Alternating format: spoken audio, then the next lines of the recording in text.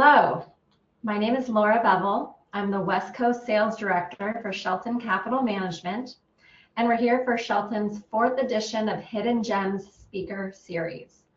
Here with me is Maddy Stewart. Maddy is an RBC financial advisor, and we're going to talk about her background and experience. Hi, Maddy. Hi, Laura. How are you? Welcome. I worked with Maddy and witnessed firsthand her rapport with some of her female clients. I was deeply impressed. And so I invited her to join us in this series so we could learn a little bit more about her experience and how she's come to do this work with her clients. Maddy, how do you describe your work? Well, I am a financial advisor, as you mentioned. I'm a portfolio manager, and sometimes I'm a therapist. I'm here to provide a range of solutions that help successful people as they navigate life's inevitable changes. And what I especially love is working with women as they maneuver through the financial complexities that come with divorce, retirement, the loss of a loved one. These are big adjustments. So if I can help my clients sleep well at night, then I sleep well at night. Wow. It sounds like it gives you real purpose. How did you come into it? Oh, goodness. Okay. Well, I have taken many leaps in my life, both figuratively and literally.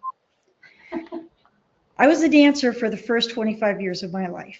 And as you may know, dancers are nimble, they are resilient, and we are disciplined. You know how painful it is to cram your toes into a point shoe and perform on stage with a smile on your face? Now that should be some resilience. But my dancer days ended after I ran a couple dance studios. I just wasn't terribly fulfilled in doing that anymore. And so I decided to go back to school and study economics. I then went into the fitness industry and began managing health clubs for a few years. I got married, had children, and then I decided I didn't want to work for somebody anymore. So I ended up opening up a dance supply retail store that became quite successful. And I was able to sell it a few years later so that I could be a full-time stay-at-home mom. A couple years later, I find myself as a divorced single mother of 2. And that was the beginning of my next act.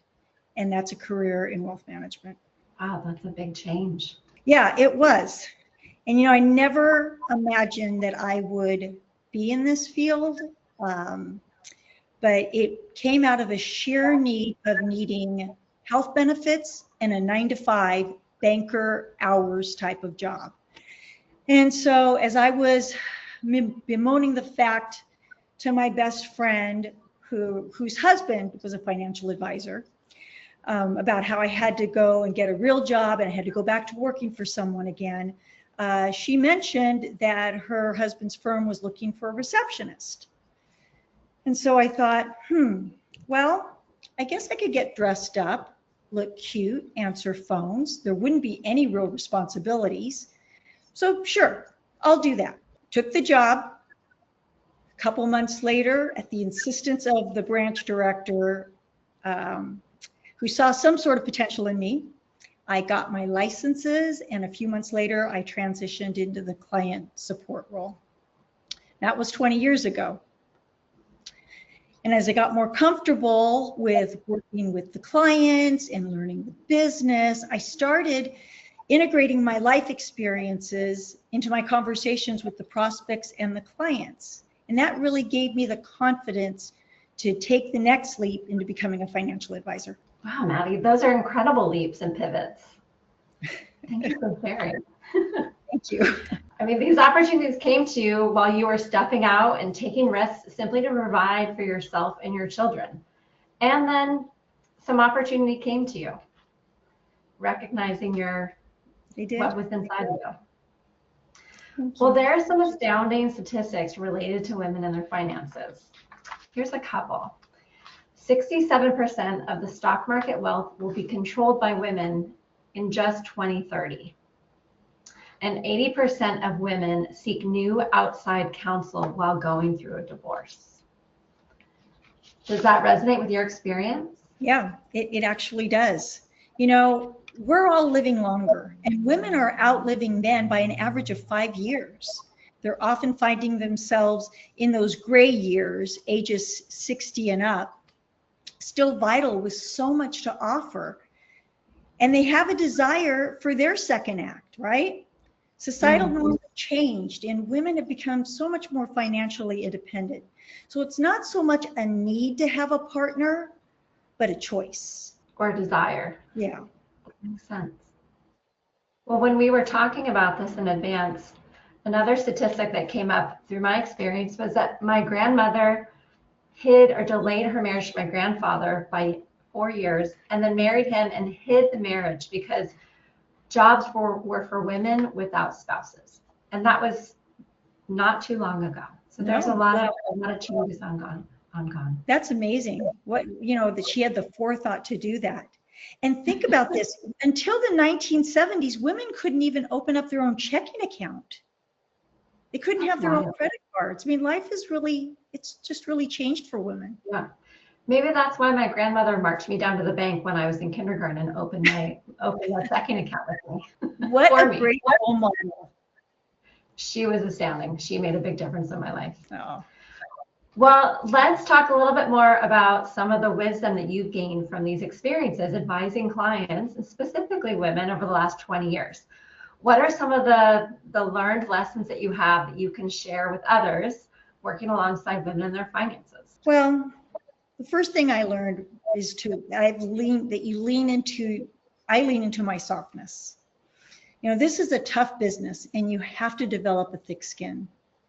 But it's important to be soft because women are willing to be vulnerable when they feel safe, and they will share their stories. And when they do, the situation requires some sensitivity. You know, women are taking on more financial responsibility, but they lack the confidence. And women in transition especially need the education and want to learn how to make their own decisions. I've had clients who've shared their mistakes in the past by not being more involved in their family's investment decisions. So it's important for them to have that sense of control, and they don't want an advisor just telling them what to do. They've had that. You know, women seek out advice. They go to therapy. And think about the comment that I made earlier about what my job is, what my work is.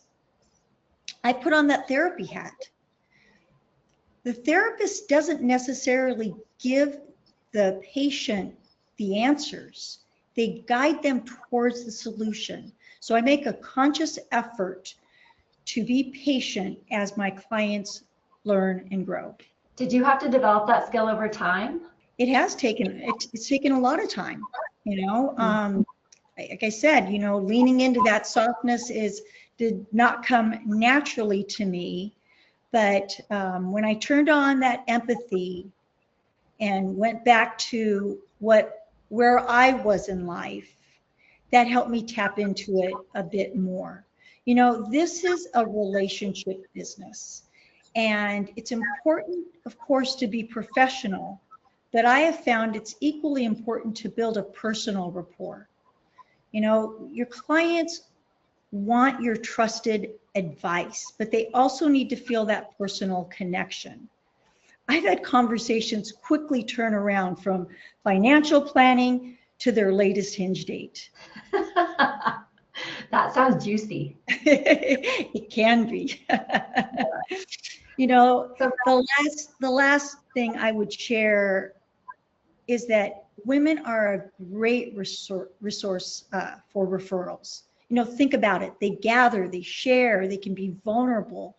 And with that comes an exchange of stories. And you as the advisor become a part of their story.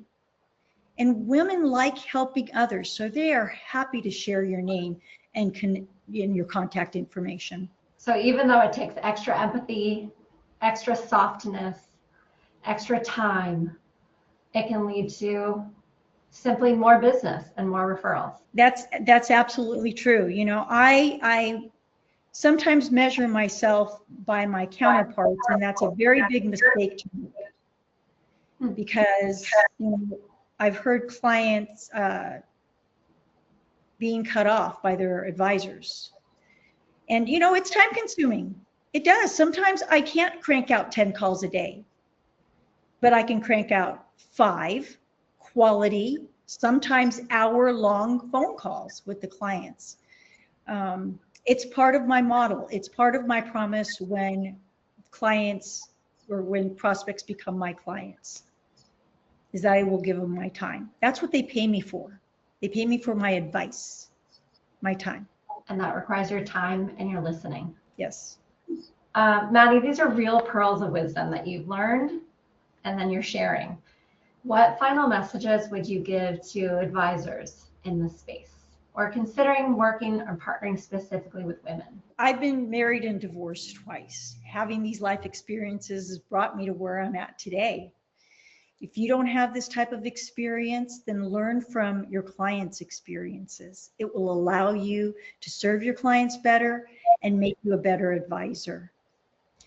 Every client is going to experience some sort of life transition, and most of the time it will be unexpected.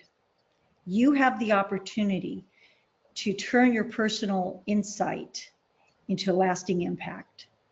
They say that everything happens for a reason. And while I didn't enjoy the struggles that came with the journey, I took the lessons so that it wasn't a wasted experience. And those lessons were meant to be shared with others. I truly believe that what I do helps others. That's my why, and that's what I was destined to do. I found my purpose. That's wonderful, Maddy. I can tell when I'm with you and your clients. I can tell the connection is there. Thank you. Thank you. That's a huge compliment. It's been a pleasure to watch this whole process. I really enjoyed it. Thank you for sharing. Thank you, Laura.